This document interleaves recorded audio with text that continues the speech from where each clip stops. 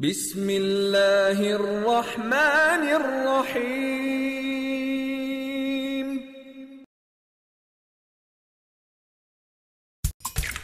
Get tempted by mouth-watering, juicy pineapples. Chill out with refreshing tropical fruit cocktails. Del Monte. Say yes to the best.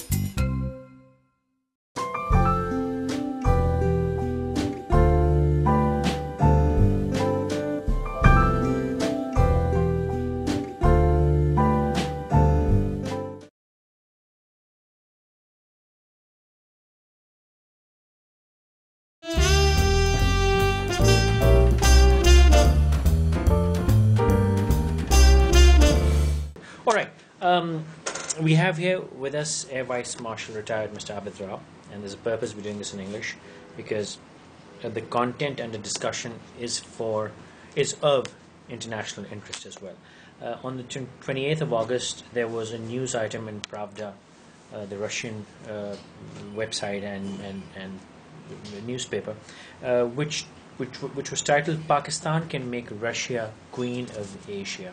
This picked up our interest for the particular reason that typically Pakistan is seen as dependent on other countries, where other countries come to the aid of Pakistan and help Pakistan get somewhere. But in this article, the analysis is more towards Russia needing Pakistan for various reasons, and Pakistan having that power to very, very quickly enable Russia to become, if not a superpower, definitely a power.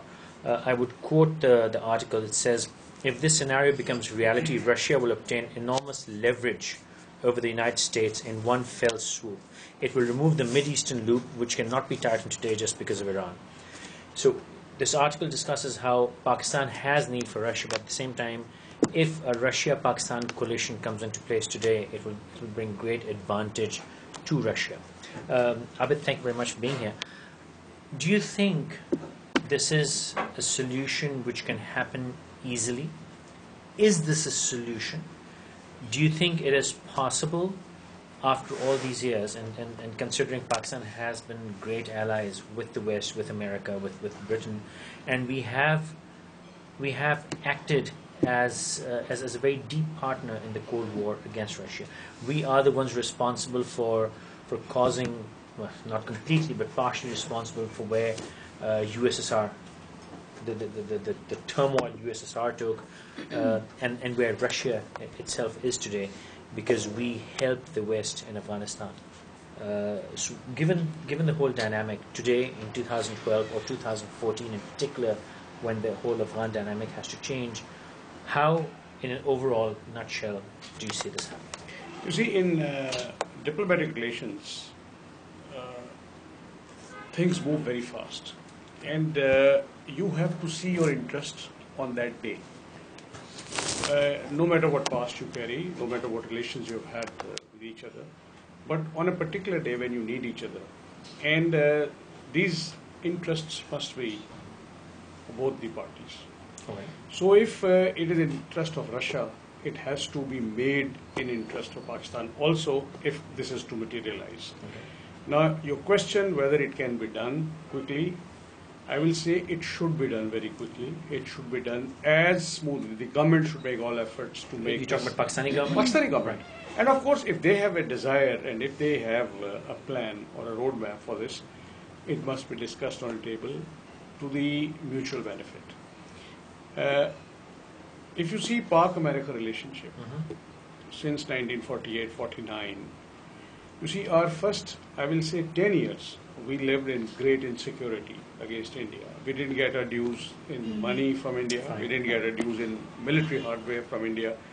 And there was a general fear that India will take the new country back to the motherland militarily by force. But today, in hindsight and with whatever has happened in the last 65 years, I can say with a lot of confidence, having served in the Air Force for 36 years, that India never had these intentions. Never had the intention? Never had the intention of taking this territory back. It's not about capability, it's about the intention. Okay. Yes, they never had. Because if you look at it today even if you ask them that please take us back, They will not. They will not. Because it's a bunch of now 20 crore miscreants in their eyes. Should they want them? And the advantage that they have accrued, either by planning or by default, is that the biggest minority, that was Muslims in India, they have been reduced to size now. Right. And it is easier to control them, manipulate them, and divert in whatever if direction. Pakistan is the next, then Yes. then Then the they have Muslims more become a troubles. huge They have force. more troubles, you see. 200 million from Okay, just, now, just here. having said that, okay, give Pakistani leadership first 10 years that we lived in insecurity, that was genuine. Fine. In those 10 years, particularly I'll mention President Ayub Khan, who later became president. He became your chief, commander-in-chief. He was your defense minister in the mid-50s. He's on record having gone to USA on numerous occasions and telling them that Pakistan army is your army. He's telling the Americans. So whatever mission you have abroad, we are ready to do that for you. We were so much, wanting to toe their line. I have a curious question. Just 9 years into Pakistan's existence, why were we so desperate to work on their behalf? I mean, Because we wanted American equipment. okay. Because we wanted American initial aid, we shortcoming. wanted their military aid. Right. Okay. And therefore we went to the extent of joining SEATO and CENTO, you see. And these were the rival organizations of Warsaw Pact, which was only restricted to Europe at that time.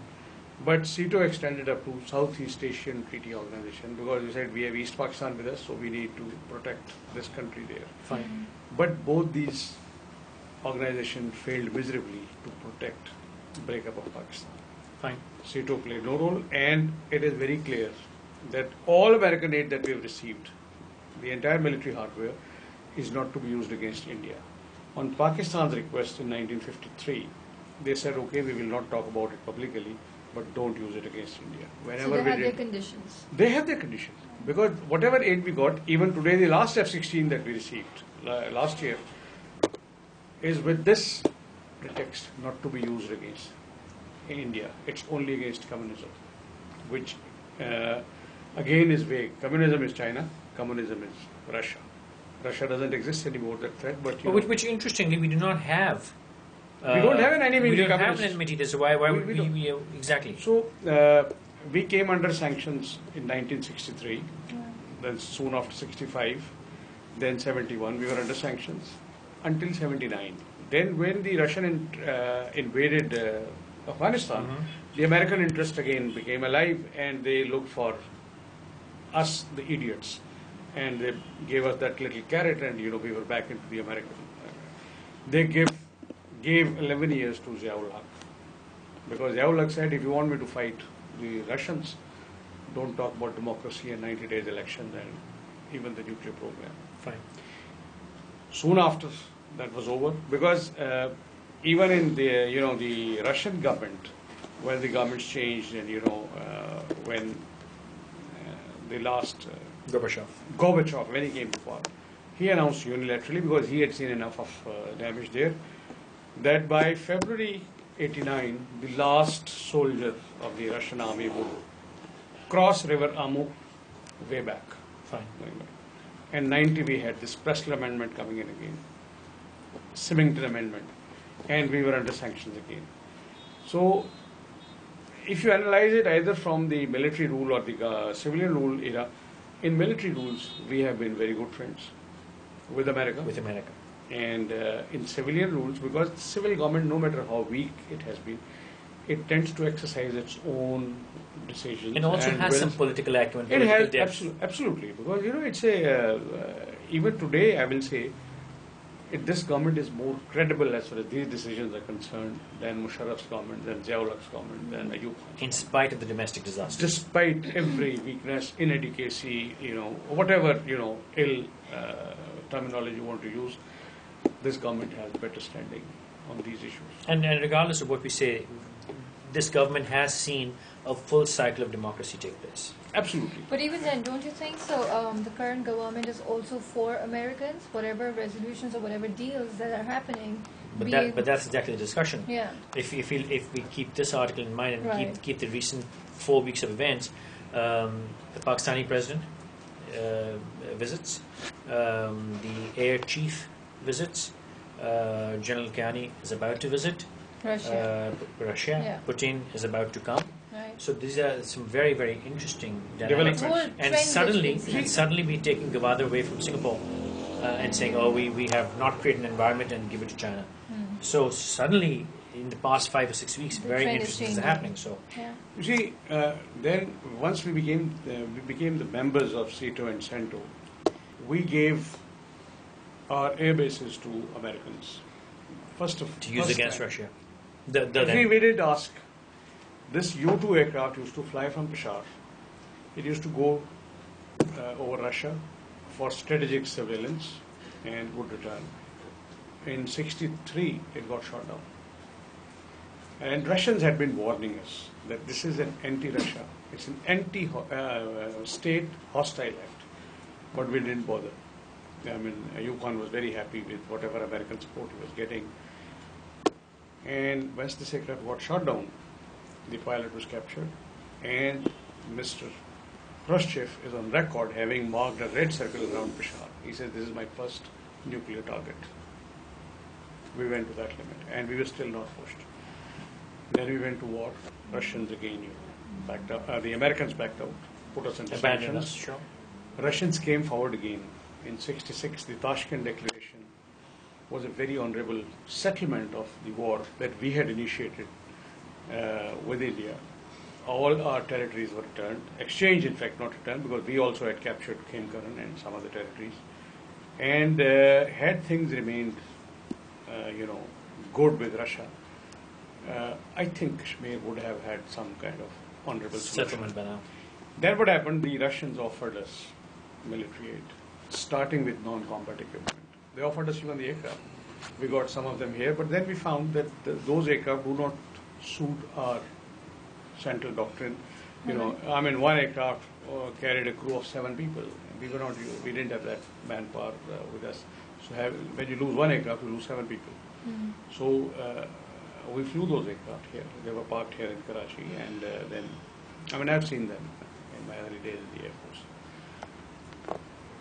Today also, you have a lot of Russian equipment.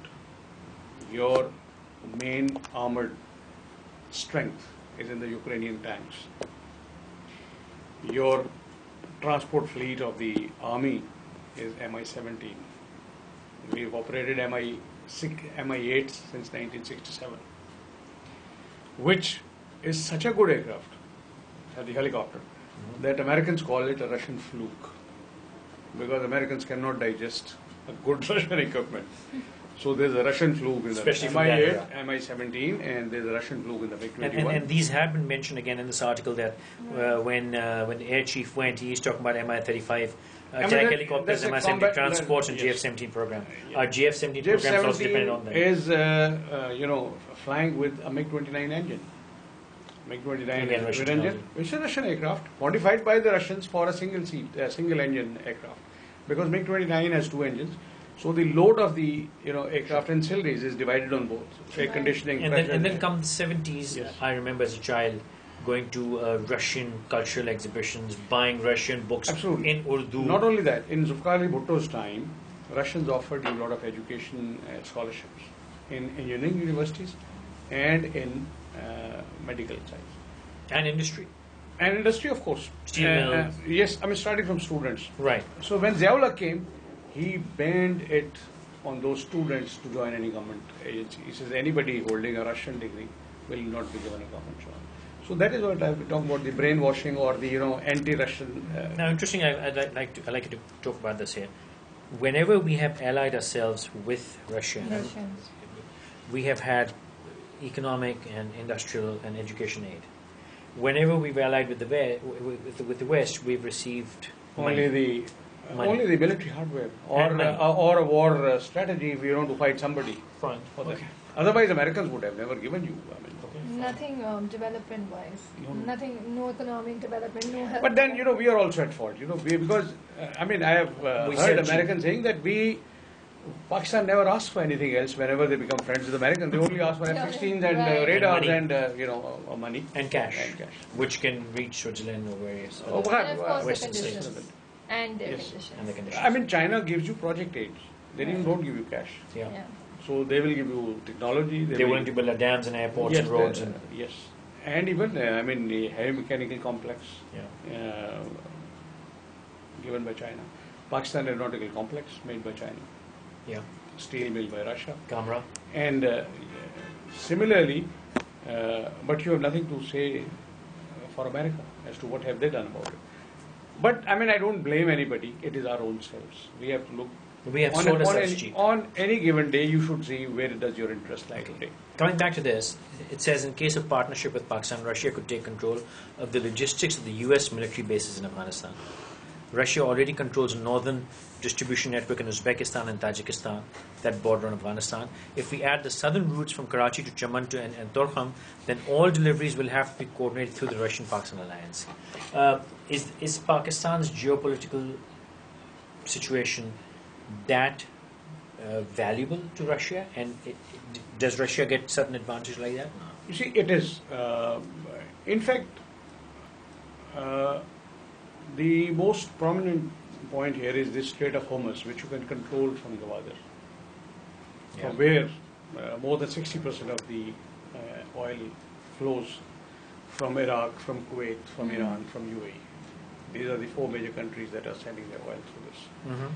And if that is threatened by some unfriendly country, I mean, when Gwadar port started and the Chinese were interested in that, the Americans were very unhappy. Even Iran was very unhappy about it. And when we wanted to, make an airport there, Iran was very concerned that we don't make a military base there. Right. Because since 1947, that side we have never maintained military bases. I mean, the closest cantonment is Quetta. Right. Again, more of training and minimal kind of number of troops. Okay. We haven't had those fighter bases or that posture threatening Iran or Afghanistan from there. But with Gwadar coming up as a commercial port, Gwadar airport coming up as a military base, Gwadar and some other Basni and even Turbat, Iran was not very comfortable. And maybe Chabahar feels threatened for their business piece of cake. So if Russians come here, I mean, yes, during the British Raj, they feared the excess of Russians or the Tsars to the warm waters.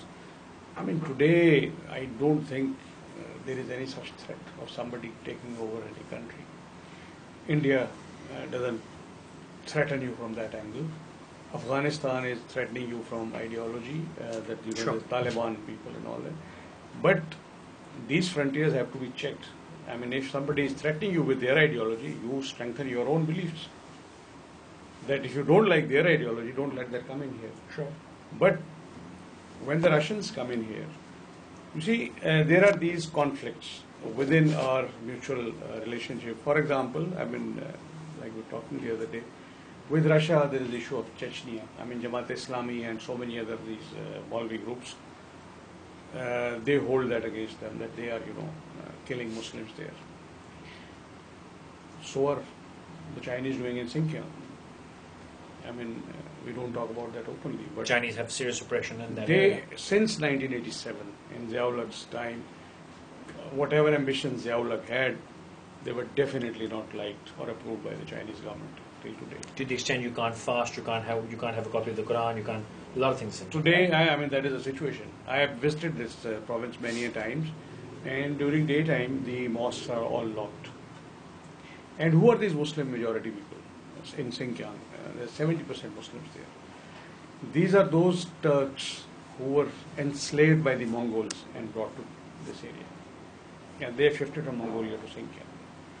And it's a very handsome and a beautiful lot of people like the Turks. Very tall. They are the minority. Uyghur, they're called.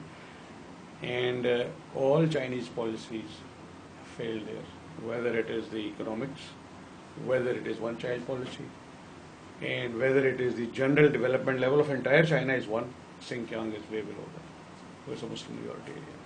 It's not developed. So the policy has failed or it's being punished? Well, the Chinese have not bothered. So because the policy has failed. So the area is being punished They by have them. not paid Well, enough attention. So what you're saying is that we hold that against Russia but we are willing to overlook Separate. what China is doing Absolutely. because we have friendship. So it's not an ideological difference. Now, coming back to today, you said this should happen very quickly. Is this in Pakistan's interest right now, given the global positioning, given the global turmoil, also the turmoil in the Islamic world? Are we in a position, considering Syria, Egypt, Jordan, all these places, to actually shift our alliance from one superpower to an emerging or re-emerging superpower? A. B. Or maybe do you think our political government is being very smart, like India has always been smart? They've played everyone. So maybe it's time that we should have an alliance with everyone. You see, in my personal opinion, we should have been friendly with Russia yesterday. It is so much in our interest. Not And- only with Russia. Russia, because you see, it's a major country in your neighborhood. Fine.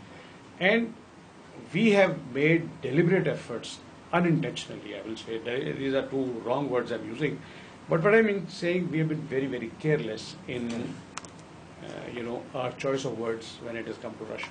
Choice of words, okay? Yes, Elaborate. at diplomatic level. For example, when there was this 9/11 incident, President Musharraf was often heard saying that, yes, we are your old allies. He was telling the Americans, yes, we fought alongside and defeated and broke and dismembered Russia.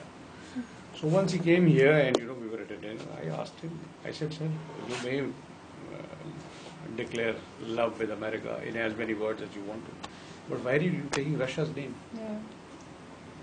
And he was kind enough to say, yes, this is wrong. I said, sir, you should be careful. Insult upon injury. Why are you insulting them? Why are you naming Russia? That they were defeated, they were dismembered, humiliated, and what all. And a lot of our people take credit for dismembering Russia. I don't know. It's a very, very enlarged, kind of claim. I do not subscribe. We just catalyze the process, maybe. Yes. Like I said, I mean- in my beginning, in my opening. Yes. I mean, if we were so good, we would have controlled this Taliban even after that. But if we could beat Russia or USSR at that time, then we should be a mega superpower to take on and beat a competitor that. We should have done that in '65 with the Indians. We should have taken Kashmir So by force. that's nonsense. So it is time given the for us dynamics to- today, do you yes. think we can shift alliance? One, and B, is it maybe this political government, which has survived a political cycle, is playing it smart and actually now working on both ends? I think this is a very good gesture by this government of visiting Russia and making all overt and covert actions, both making friends with them and sending messages of friendship. Actually, whenever there is a military government, we are anti-Russia. Whenever there is a civil government, so Russians are in a state of disbelief as to what is our real face. Do we want to be friends with them? Do we want to actually show it to the Americans as a blackmailing gesture? As we have done in the past with We have both done Russia it and China. many times in past. Both Russia and China. China has been forgiving you. At least openly, they've never embarrassed you. They've never said so. And China has been telling you to follow an independent foreign policy. He said you look at your interests. Because in diplomatic relationship, unlike personal friendships, you can make a U-turn every day. It's not a matter of shame. You see, if you read the definition of policy, it says it's a one-time solution to a problem. If you have adopted a policy, it doesn't mean that you stick for next 3 generations on that. No. If it suits you today, follow it. If it doesn't, turn about it. There's nothing fun. I mean, if the USA can make. I mean, every country does No, that. they made India does that. If you remember Rambo 1, Yes. the Rambo had gone to help the Afghan Mujahidin, Yeah. and the movie ends with Yeah, Mujahideen, yeah. and then later movies is like beat these guys up. So I mean they've shifted the So shift you in the really policy think quickly. the current government is in the position to take both these together, both the countries together forward? It is a difficult thing, but that is what diplomacy is all about. No, but considering the amount of U.S. involvement that we have in all our policies and our all- dependence. and our You dependence. see, our I mean, if you look at our history, I mean, I will recommend this book to you by Dennis Cooks, one of the U.S. diplomats, is still living, on Pak-U.S. relationship, The Disenchanted Allies. And he says Pakistanis are those silly people who include emotions into interstate relationship. That's number one. Second, he said there were numerous occasions when Pakistan could have, declared independence from American clutches and things like that. A lot of countries have done that. I don't know why are our leaders so scared of going. They actually, a lot of times they estimate their own capabilities and they imagine that the Americans will be annoyed of this. Americans will not like it. No, I mean, if you can uphold your interest, there's nothing that Americans Not hurting their interest, but uphold our own interest Yes. at least. We have sold ourselves cheap. We have sold, that is definitely because 9/11 is an incident, 1956-57 was another one. And you see, it's interesting that when we got our first tranche of this military equipment in 1953, we were asking for equipment worth $500 million. What we got was $50 million. The American Secretary of State wrote a letter of apology to the Indian government that don't worry, we have given this to Pakistan, it will not be used against you. So every time a deal happens, India is given this comfort that it will not Yes. be used against it. Russia gave that comfort that to displease India, they will not sell hardware to us, the military hardware. If And, it displeases India, right? Which will displease Which will India. displease, yeah. Because since 1953, when we received the first tranche till today, Indian stance has been that whenever Pakistan gets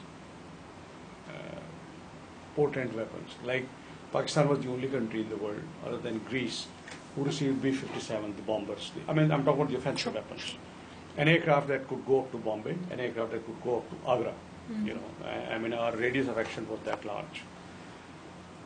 Pakistan received 12 of these aircraft, and we fought 71 and 65 wars very aggressively. We were the first country in this entire region to receive supersonic aircraft, the F-104s, again from America.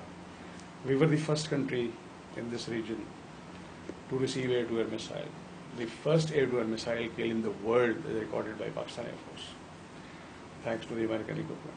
So Indians have always complained that whenever Pakistan is received, Pakistan has planned an invasion on India, and history proves that right. And today, when you are a nuclear power, when India is convinced that Pakistan cannot hurl its flag over Red Fort, Delhi, and so are we convinced that Lahore is safe and Karachi is safe.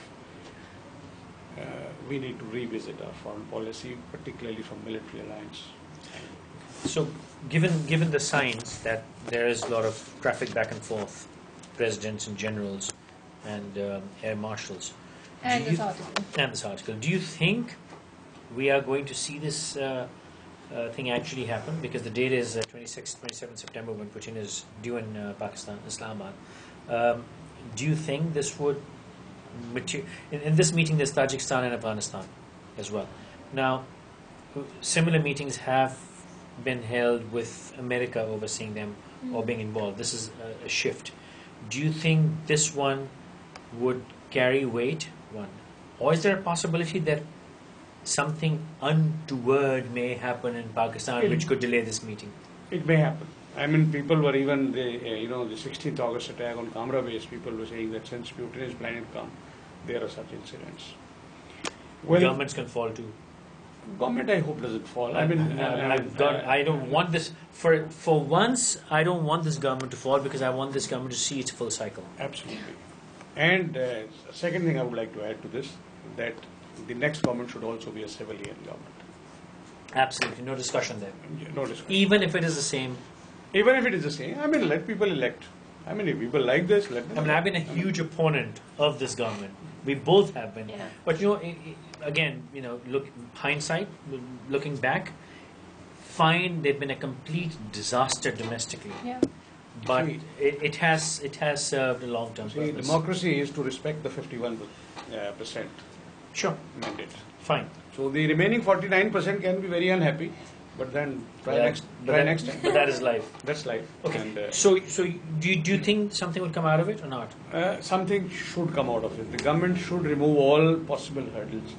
I mean, there is a whole detail of a lot of unpleasant things that we have done deliberately to stall such talks. I mean, I'm an eyewitness to a few of these things. But now, people sitting at the decision-making tables should rise to maturity and say, after all, Pakistan also deserves to have something for its credit. All, last question.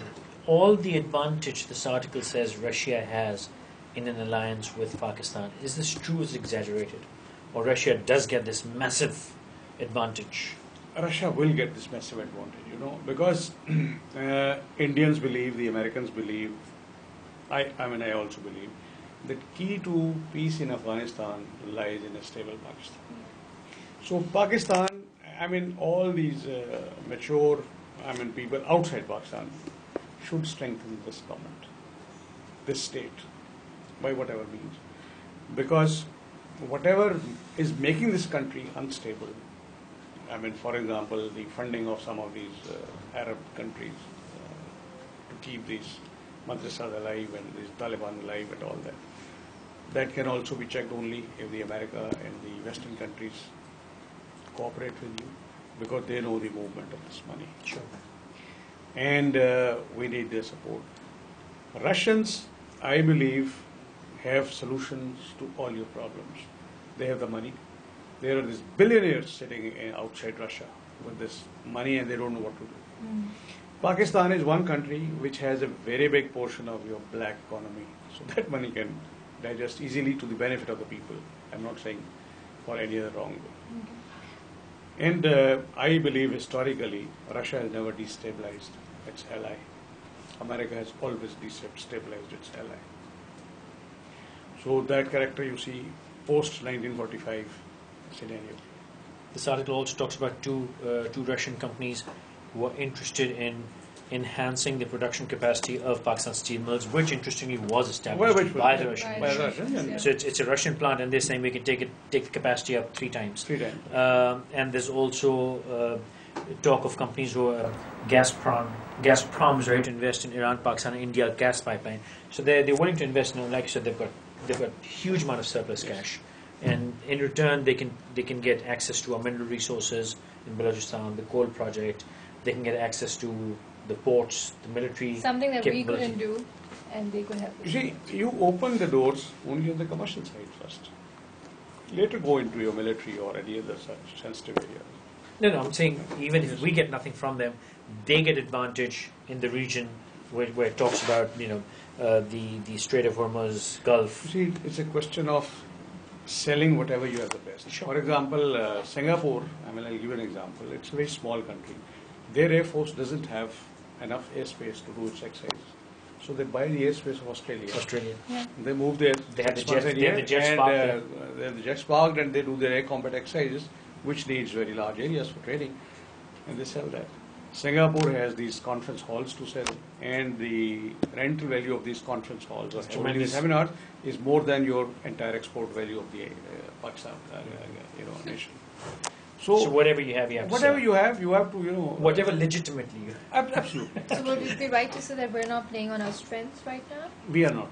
We're not. We are not playing on the street. And you think this deal will be If a this step goes through. towards You see, playing our one of strengths? the strengths of communism or the socialism, based the relationship is they tell you how to catch a fish. They don't give you a piece of bread or whatever. Yeah. Again, I did say last question. I'm going to ask you one more question. If such an alliance, even if it's a partial alliance, where we keep our friendship with America, but also which is going that route, historically and analytically, do you feel Pakistan will have to suffer a backlash or pay a price for it in some indirect way? We'll be threatened for that because, today I was reading that our debts have reached $65 billion, which was 38 4 years back when this government came. Right. And in the following 4.5 years, from 38 it has gone to 65.5. Yes, that is one. Number two, if you get a backlash, you see the government are supposed to give you the strategy to face the hardships or regulate your pain. is the entire nation enjoying the benefits of American aid, or it's only that 0.5% elite? When I said backlash or pay a price, I was referring to the price we end up paying on the streets. Bomb attacks, destabilization efforts. We all know, I get the point. The question is, our internal policies have to be. See, if you check these madrasas, if you check these, those organizations which want to run parallel policies on foreign affairs, on internal matters, even on economy. There has to be checked. Government has to check that. Is this government in Pakistan capable of establishing that writ? No, I will not give my entire vote to this question. We need. Is there any potential? Do you see anyone who's? But is there any government? Yeah, is there any government? Yeah, exactly. You see, somebody will have to do it at the cost of its popularity. I mean, in one of the programs we talked of this word masliyat and masalihat. Yeah. What they call masalihat is actually maslihat. I mean, in Karachi, every party says that they know who is the killer. Yeah. Why doesn't Mr. Rahman Malik know it? Or why doesn't he ask them who's the killer? Mr. Rahman Malik knows that there's going to be an attack, which is why he, just banned all your your therefore, services. he will have to, maybe sacrifice his word masaliyat or masliyat, whatever he... Compromise and necessity. And catch the real man. I mean, it's very easy. I mean, every day now you see on the television that they have apprehended a guy who has 95 murders to his credit. Yeah. He has 48 murders. Yeah. I mean... Last I heard was I want to 100 see and his something. face. I want to shake his hand. And somebody who is so powerful and who has been hidden for so long. And don't assume that he will be sentenced now. Yes. Yeah. I would like to know. Don't take a guarantee on that either. But those are our own personal feelings. Abid, thank you very much. Anything else we've missed? No, I think I've gotten enough of my history and knowledge for this round. That was Perspectives for you about Russia, Pakistan, and the regional politics. Thank you very much.